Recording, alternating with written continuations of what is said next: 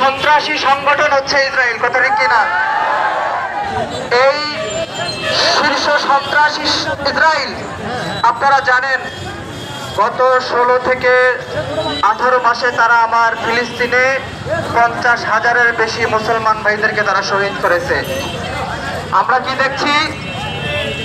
আজকে বোমার ধুলির সাথে আজকে শিশু কিশোরদের লাশ আজকে আকাশে উঠতেছে। আজকে রাফা একটা বিস্তীর্ণ ভূমিতে পরিণত হয়েছে। সেখানে কোনো জনমানবহীন একটা বিস্তৃত প্রান্তর, সেখানে কোনো মানুষের চিহ্ন দেখা পাওয়া যাচ্ছে না। সেখানে আজকে একটা কবরস্থানে পরিণত হয়েছে। আমরা দেখছি সেখানে শুধু কবরস্থানে পরিণত হয় নাই, সেখানে বিশ্ব মানবতারও কবর রচিত হয়েছে। আজকে 92% মুসলমানের দেশে আজকে এটা হবার কথা ছিল।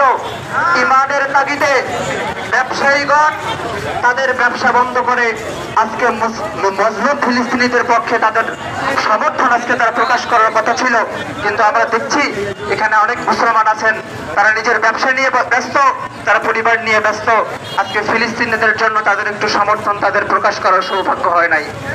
সম্মানিত উপস্থিতি, আল্লাহ তাআলা বলেছেন আমিনু কামা আমানান নাস। সাহাবায়ে কেরামের মতো তিনি আমাদেরকে ঈমান আনতে বলেছেন। সাহাবায়ে কেরাম কি রকম ঈমানের নজরানা পেশ করেছেন? ইসলামী খেলাফা প্রতিষ্ঠা হওয়ার পরেও একটা সামান্য দুর্দশা দুর্ভিক্ষ যেন মুসলমানের না হয়, এজন্য হযরত ওমর রাদিয়াল্লাহু তাআলা আনহু রাতে ঘুমাতে পারেন নাই। তিনি রাতের ঘুমকে হারাম করে তিনি রাতে বেরিয়ে মানুষের দুঃখ দুর্দশা দেখেছেন। আজকে শুধু তো ইসলামী খেলাফত দূরের কথা, আজকে যেখানে মুসলমানদেরকে নির্বিচারে গণহত্যা করা হচ্ছে, এরপরও যদি মুসলমানের বিবেক নাড়া না দেয়, ইমানি চেতনা জাগ্রত না হয়, এই ইমান কি কাজে লাগবে সেটা আমার জানা নাই।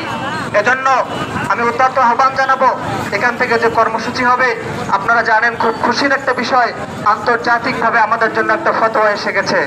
ইসরায়েলের পণ্য ব্যবহার করা মুসলমানদের জন্য হারাম, এই ফতোয়া চলে এসেছে।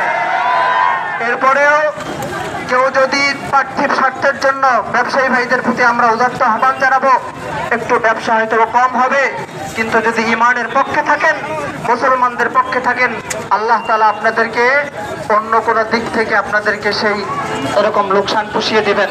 আমার মনে পড়ে আমি যখন জামিয়া পড়তাম বরিশালে, একজন আমাদের জামিয়ার উত্তর গেটে একটা দোকান ছিল, সেখানে একজন আমার নানা বলতাম তিনি মুদি দোকান করতেন। আমি প্রথম যখন 16 সালে গেলাম, গিয়ে আমি একটা বিদেশি পণ্য অর্ডার করলাম যে একটা ডাব সাবান দেন।